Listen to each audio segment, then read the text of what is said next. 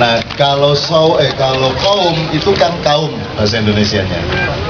Itu kalau pakai kata som dan siam, kaum berarti ada kiam. Kiam itu artinya berdiri. Jadi kaum adalah orang yang berkumpul, yang bersama-sama bersepakat untuk menegakkan sesuatu. That is kaum.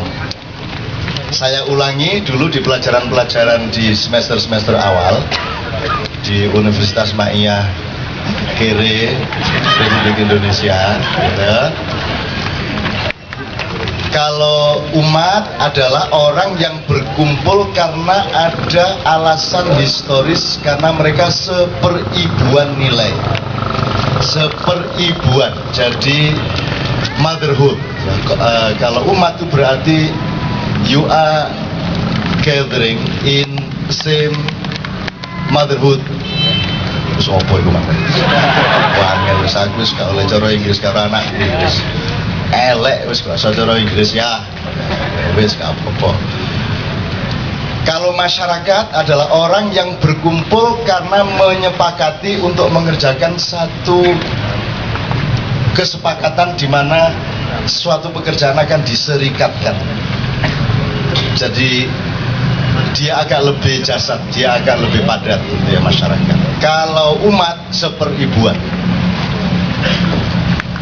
Seperibuan nilai ini bisa nilai iman, bisa nilai filosofi, bisa nilai kebudayaan, bisa nilai adat atau apapun saja. Misalnya nilai Harley Davidson ya juga bisa. Jadi ada umat Harley Davidson ya boleh.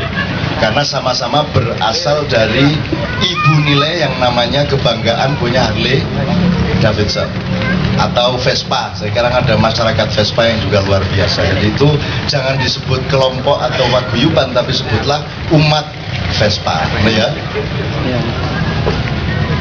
Apalagi umat masyarakat kaum rakyat. Kalau rakyat itu berasal dari ra'iyah. Jadi orang yang berkumpul karena bersama-sama memiliki dan memegang kedaulatan atas suatu wilayah dan urusan. Itu definisinya ngono ya. Maka mereka disebut rakyat, maka dipersyaratkan ada satu MOU yang kemudian diresmikan dalam konstitusi menjadi negara. So, rakyat adalah orang yang berkumpul dalam satu perjanjian yang disebut negara, di mana yang pegang kedaulatan adalah mereka. Kedaulatan itu dinamakan ra'iyah. Maka dalam bahasa Indonesia disebut rakyat. Jadi rakyat sama masyarakat berbeda. Masyarakat bisa segmentatif, tapi kalau rakyat itu utuh dalam satu negara. Sekarang untuk kembali ke Siam, kaum adalah orang yang berkumpul karena suatu ciri. Cirinya boleh budaya, boleh gen, boleh apapun saja. Tapi kalau Kiam adalah orang yang berkumpul untuk menegakkan kekauman mereka. Itu Kiam. Nah sekarang saum sama siam. Nah sekarang terserah Anda, Ramadan ini Anda pakai untuk saum apa untuk siam. Kalau untuk saum, yang penting Anda mendapatkan nilai-nilai puasa secara universal. Tapi kalau Ramadan Anda pakai untuk pergerakan siam, maka Anda menyepakati ada satu prinsip-prinsip nilai yang Anda akan tegakkan bersama-sama karena siam. Kalau bahasa Jawa memilih siam, sampun siam nopo dereng, itu kalau bahasa Jawa, gitu ya. Ini ada hubungannya juga kalau adzan subuh naum sama niam, gitu ya. As-sholatu khairum minan naum. Nah, karena niam itu tidak ada, karena kalau orang tidur terus kebangkitan itu namanya ngelindur, kan gitu kan. Jadi akhirnya tidak ada niam, yang ada hanya naum. As-sholatu khairum minan naum. Nah sekarang kembali ke puasa. Jadi malam hari ini Ramadan ini Anda mau pakai, Anda konsep, Anda desain, Anda berangkatkan untuk menjadi nilai kebangkitan, atau yang penting Anda mendapatkan hikmah universal dari puasa dan Ramadan. Terserah Anda akan menghimpun diri sebagai umat manusia, ataukah sebagai bangsa Indonesia, sebagai umat Islam, atau sebagai orang Jakarta, atau sebagai apapun, itu pilihan Anda masing-masing. Tapi malam hari ini Anda harus punya pilihan, mau siam apa saum. minimum kita dapat saum, syukur-syukur malam ini ada siam, ya. Oke, itu poin pertama. Kutiba alaikumus siyam kama kutiba alal ladzina min qablikum. Benar ya? Puasa merupakan tradisi budaya yang sudah ada sebelum Islam datang, Islamnya Muhammad ya. Karena Islam sebelumnya Islam yang belum lengkap. Jadi Allah itu menyebarkan ratusan ribu nabi dan 25 rasul. Itu kemudian dijadiin satu tabung besar namanya Muhammad. Ya kira-kira ya. Jadi di dalam Muhammad ada Ayub, di dalam Muhammad ada Adam, ada Idris, Nuh, Hud, Soleh, Ibrahim, Khidir dan semuanya. Ada Isa, ada Yesus, ada Buddha, ada siapa saja. The whole thing itu dalam dikristalkan di dalam satu entitas yang namanya Muhammad. Yang kita sebut Muhammad ini salah satu episodenya adalah Nabi Muhammad Sallallahu Alaihi Wasallam bin Abdullah itu. Tapi Muhammad bin Abdullah atau Muhammad yang Sallallahu Alaihi Wasallam itu hanya salah satu episode yang berlangsung 63 tahun. Sedangkan alam semesta ini beratus-ratus juta tahun berlangsung, dan Muhammad itu sudah ada sejak sebelum jagat raya ini diciptakan.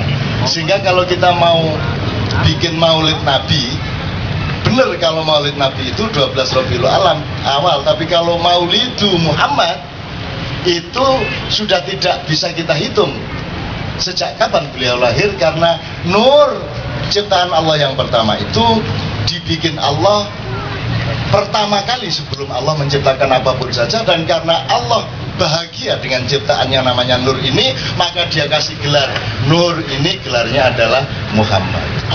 Nah Muhammad ini besok-besok dicicil, diadamkan dulu, Idris dulu, Nuh dulu, sampai Ayub, sampai Musa, Ibrahim dan seterusnya, sampai akhirnya diaplikasikan secara biologis menjadi Muhammad, anaknya Abdullah, cucunya Abdul Muthalib, bapaknya Fatimah, suaminya Khadijah dan lain sebagainya.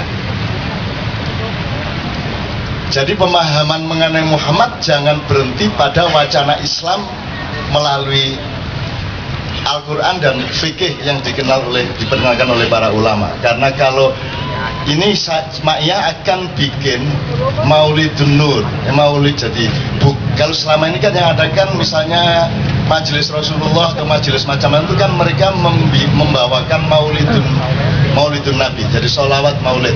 Ustaz Nur Somad, kita mohon untuk ke depan, tepuk tangan semuanya. Karena saya akan mengawali ini dengan tafsir beliau tadi, nanti beliau yang akan menjelaskan lebih lanjut. Oke? Ini tradisi yang sudah lama yang kemudian dilegitimasi. Karena beliau sudah datang, akan saya singkat. Jadi saya kira terus setelah ini kita mohon Pak Nur Somad menjelaskan mengenai la'allakum. Saya belum sampai ke situ. Jadi kami wajibkan puasa kepada kalian sebagaimana telah aku wajibkan juga kepada umat-umat sebelumnya, kan gitu. Terus la'allakum tattaqun. Nah, teman-teman sekalian, Pak Nur Somad tadi mengemukakan dalam kultum di Keramat Jati, dalam sebuah kultum buka bersama yang dihadiri oleh Sujiwo Tejo, entah sekarang di mana beliau. Kita mohon untuk maju ke depan juga. Terus kultumnya itu bersamaan dengan terawih, tidak sebelum atau sesudahnya. Itu angel lagi bareng kita bisa mengerjakan dua hal sekaligus, ya kultum, ya terawih, ya mangan di bareng, pokoknya di situ. Apa aja bingung ngomong. La'allakum itu selama ini menurut Pak Nur Somad, mohon nanti beliau melengkapi, diterjemahkan dengan puasa mudah-mudahan engkau menjadi bertakwa. La'allakum tattaqun, menurut beliau tidak cenderung seperti itu beliau menerjemahkan. La'allakum tuh gini loh, misalnya gini, terus aja teman-teman KC ke Hongkong, terus ini saya sudah siapin tiketnya, beres semua, sudah punya paspor toh. Nah, la'allakum itu menunjukkan saya ngajak kalian ke Hongkong itu dengan anggapan bahwa kalian sudah punya paspor. Kalian saya suruh puasa itu dengan asumsi bahwa kalian sudah bertakwa. Bukan berpuasa supaya bertakwa. Winginnya lapo kan dapurmu. Mosok ngenteni poso kanthi bertakwa. Lah gitu. Lah kemarin kan sudah sholat, sudah zakat, sudah macam-macam, kok masih belum bertakwa, ngenteni Ramadan kayak bertakwa. Nah menurut Pak Nur Somad enggak. Kalian saya suruh puasa itu dengan asumsi bahwa kalian sudah bertakwa la'allakum. Wis poso ya, wis takwa toh, wis takwa gitu loh. Ayo nang Hongkong, wis duwe paspor toh, gitu loh. Ngerti ya? Oke. Jadi la'allakum selama ini tidak membuat bangsa Indonesia mengalami kemajuan apapun dengan berpuluh-puluh kali Ramadan, karena salah satu faktornya adalah nerjemahkan la'allakumnya itu salah. Oh, jadi belum bertakwa, maka masuk Ramadan supaya bertakwa. Jadi setelah itu boleh tidak bertakwa lagi, karena toh akan ada Ramadan lagi. Setelah Ramadan baru kalian akan bertakwa lagi. Mulai nih bembet terus. Itu ya teman-teman sekalian, jelas ya? Jelas ya? La'alakumnya jelas. Jadi la'alakum itu bukan supaya, tetapi apa bahasa Indonesia?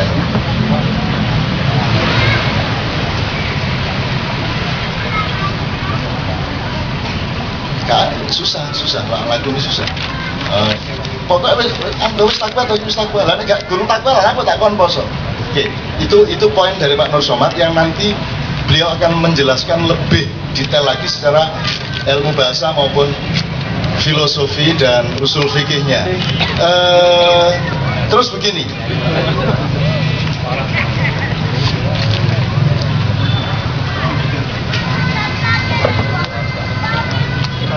sampean ini masuk Ramadan itu rumangsamu sebelum Ramadan sampean belum puasa gitu.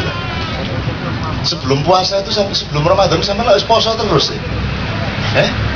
Sing buka lah parpol itu buka ya. Ya toh. Dirjen-dirjen, menteri-menteri, ketua partai itu buka kabeh. Lah dapurmu lah poso tok ae. Iya. Kapan bukamu lho kapan? Jadi di ngomong buruh Ramadan ya udah mangkel-mangkel double gitu, biar terus gak buka-buka di ngomong poso meneng kan gitu. Jadi saya Ramadan yang lalu itu saya terus terang sama jamaah itu takon, semua orang kalau sudah Ramadan ngakunya bergembira telah datang Ramadan, aku hatiku mulu kabeh toh, ngaku kamu. Sebenarnya kamu itu seneng gak puasa? Ngaku kamu. Ayo ngaku, jujur. Aslinya manggil toh. Cuman gak berani ngelawan toh. Aslinya dobol poso tuh. Gitu kan? Ngaku, betul gak? Loh, gak ada ulama berani penelitian seperti ini. Aslinya kan gak suka toh puasa. Ala ngaku aja. Terus kalau enggak, udah saya berhalus. Kalau ada pengumuman dari Allah, wahai umat Islam yang menjadi penduduk Indonesia, karena aku mempertimbangkan kebingungan nasional yang berkepanjangan, maka aku bebaskan Ramadan ini, kalian tidak perlu berpuasa. Kira-kira ya apa? Iya. Ya raga. Oh, harus mesti pesta, hidup Tuhan, hidup. Dapurmu ya. Betul enggak kira-kira? Tetapi loh, Cak, bagaimana dong kalau orang masuk Ramadan berpuasa tapi hatinya tidak ikhlas? Loh ya lebih bagus dong. Loh kalau lebih bagus. Loh kalau kamu bahagia masuk Ramadan, kemudian kamu melakukan puasa dengan gembira, apa hebatnya orang yang senang dan melakukan kesenangannya? Yang hebat adalah orang yang tidak suka tapi tetap ikhlas melaksanakannya. Angel adalah argumentasi ini dia. Bener gak? Lho nek kamu suka rujak terus disuguhi rujak kok badok ya gak nak gumune aku. Wong kon anjene seneng rujak. Tapi kamu nggak suka rujak disuruh makan rujak. Ya sudah, demi cintaku kepada Allah, karena Allah yang menyuruh aku makan rujak, tak pangane wis masuk gak seneng wis. Katemu tak gak apa-apa tak pangane. Kan lebih tinggi nilainya. Betul enggak? Jadi sekali lagi saya tanya, seneng enggak masuk Ramadan? Aku enggak seneng sekarang. Soalnya udah tinggi nilainya gitu. Betul enggak? Ya taruh ya, ini loh, ustadznya ngaku loh, sholat tidak seneng, sholat jadi ya rasa seneng. Itu kan sama, waktu Umar bin Khattab mencium Hajar Aswad, kan dia ngomong gitu. Tuh, waktu nek gak mergo Kanjeng Nabi ngambung dapur aku mau. Betul nggak ngomongnya gitu? Kalau tidak karena Rasulullah menciummu, aku tidak akan mencium. Tapi karena Rasulullah yang aku cintai dan aku imani menciummu, maka aku pun mencium. Tapi jangan pikir aku menciummu karena engkau. Betul nggak? Ngono. Poso yang ngono aku jane moso. Masa mungkin iki wis melarat iki koyo ngene iki poso. Kene iki gak adek poso ya wis poso terus tadi. Terus jare Wak Yai untuk menghayati penderitaan orang miskin dasmul. Penderitaan orang miskin lan wong miskin menghayati apa? Gatel ini.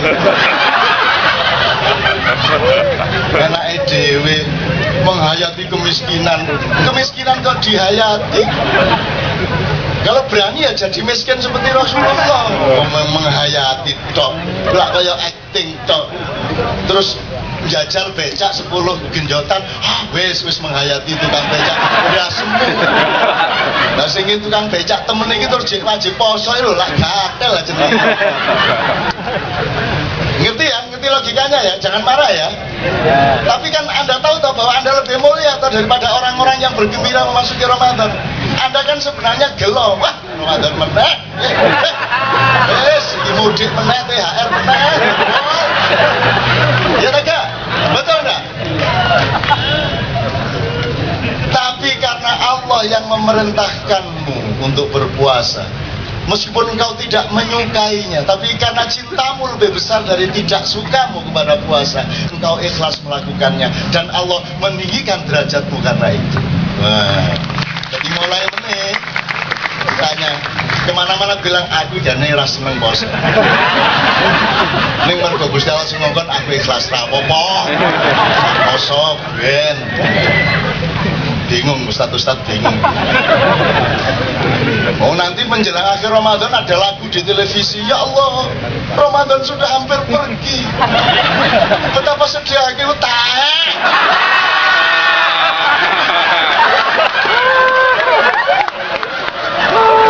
gayamu tur.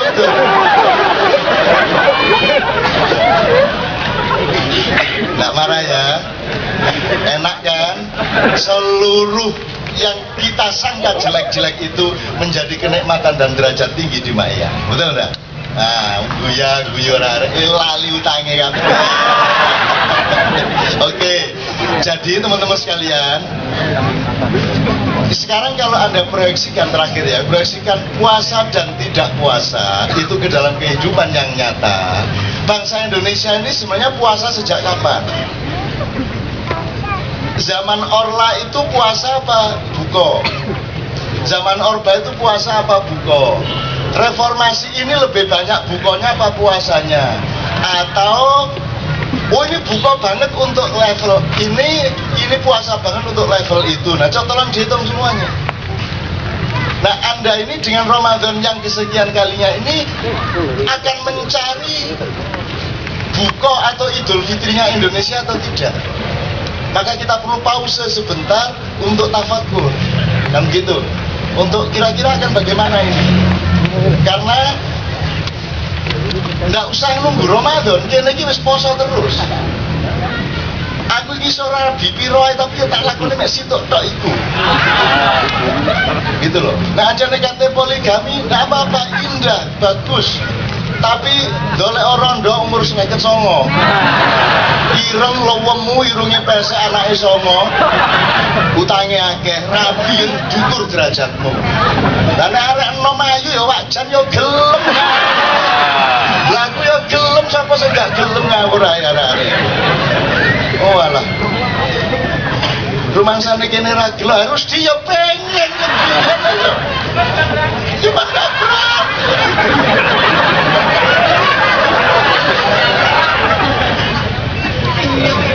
Gitu ya, itu juga puasa.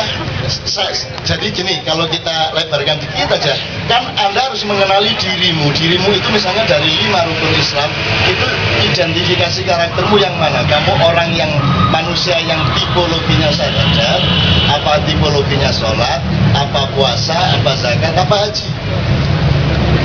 Jadi kecenderungan irama hidupmu, improvisasimu, ketahanan dan stamina mentalmu itu berbeda-beda. So, kalau kamu manusia puasa berlaku dengan budaya sholat, kamu tidak kuat.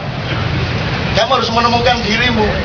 Nah, orang kayak saya ini memang katuranggan saya, watak saya, karakter saya sejak dari sononya oleh Allah disuruh berwatak puasa.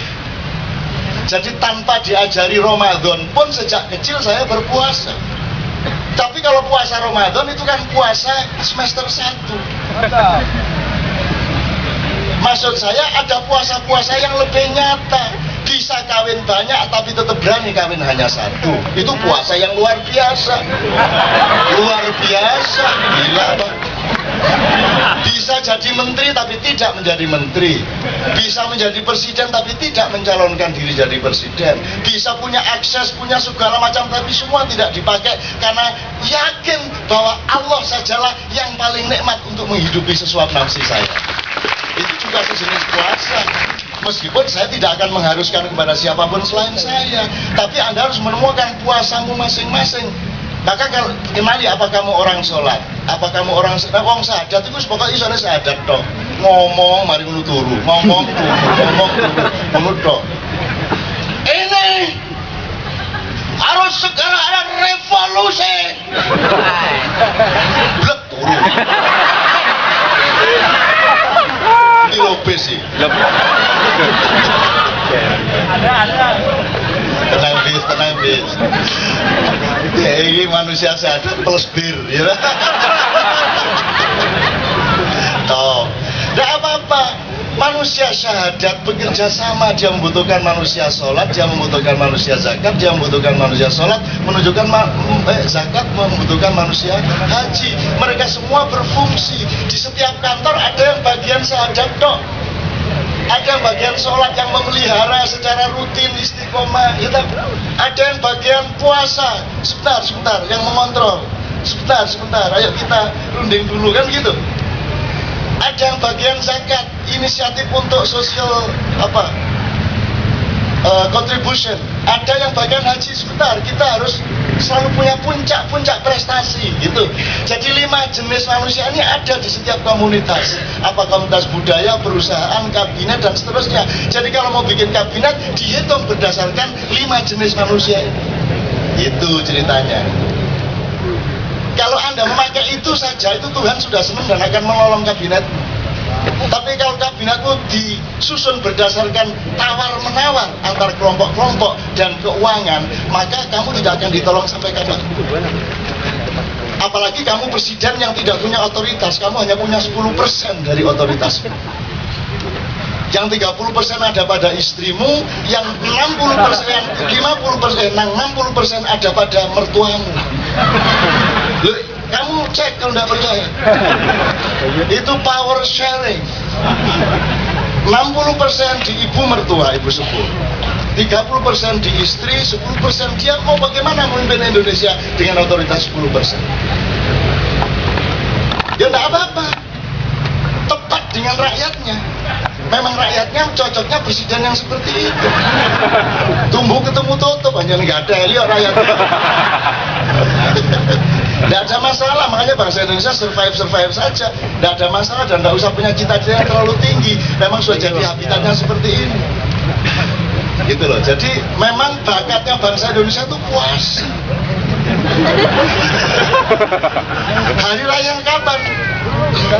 Ya karena tidak tercapai-capai hari raya yang sejati, akhirnya ya wes lah mudik, yang penting mudik. Jadi akhirnya mudik. Nah kata mudik itu dari mana itu Pak Nur Samad? Syekh, saya cari apa itu mudik. Kalau mudik itu apa bahasa Arab artinya? Mudik, oh betul mudik. Mudik itu nek bahasa Jawa Timur mudik munggah. Mudik lah norek itu. Tapi nek mbok nek mudik iya apa kan? Tapi secara universal mudik itu memang sangat indah karena setiap manusia akan pergi kembali. Jadi perginya itu kembali. Jadi dia pasti pulang. Nah pulang yang paling dekat adalah ke leluhurnya di kampung halaman. Pulang yang lebih jauh adalah ke sejarah yang lebih jauh. Pulang yang sejati adalah kepada Allah Subhanahu Wa Taala. Kan gitu. Jadi mudik itu sebenarnya adalah kesadaran untuk tauhid. Pokoknya tak lem. Wes kok gendeng tak delokno alasan, saya apik mlebu swarga. Enaknya maknya itu setan saja dibela. Dan ini setan sedang marah di Indonesia. Kembalikan setan kepada aku.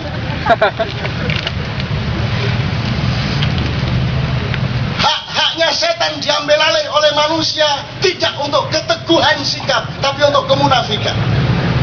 Setan itu kalau jahat, tidak menutup-nutupinya dengan baju koko, tidak menutup-nutupinya dengan peci.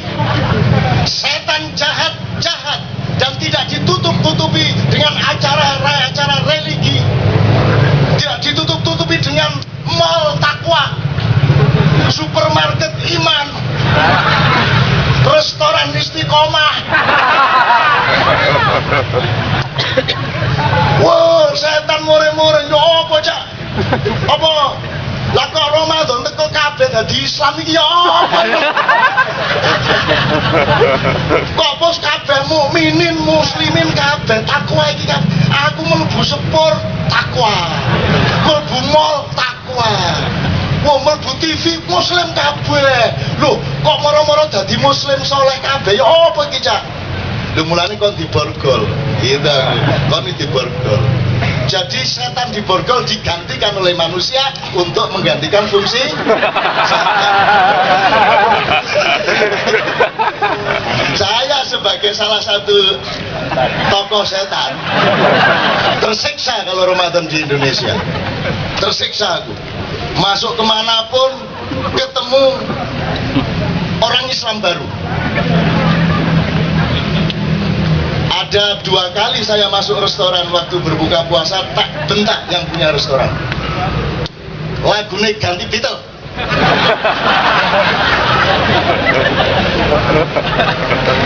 Pos anggur poso, posida. Suasana di kota asyik senangkan hati. Suasana kota santri asik dan menyenangkan hati. Tiap pagi dan sore hari santri-santri kesana kemari membawa kitab suci di tangannya.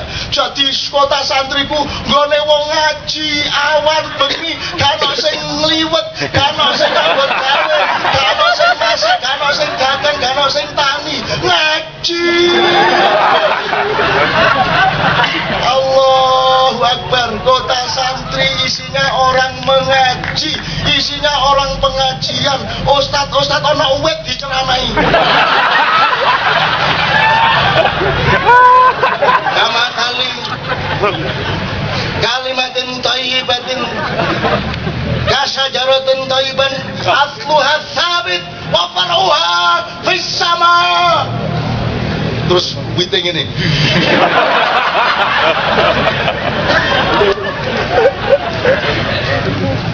Mbok nek wis ustad lawannya preman. Nek preman ojo dipercaya, percaya sama ustad.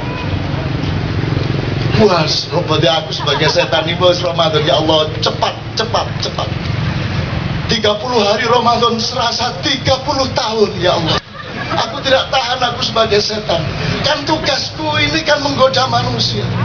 Lah manusia ini sudah lebih dari aku. Di dalam menerapkan kesetananku, mereka lebih setan dari aku, ya Allah. Maumu bagaimana ini? Mau aku. Wah, akhirnya malaikat minggir kabeh sing ono nang muring-muring.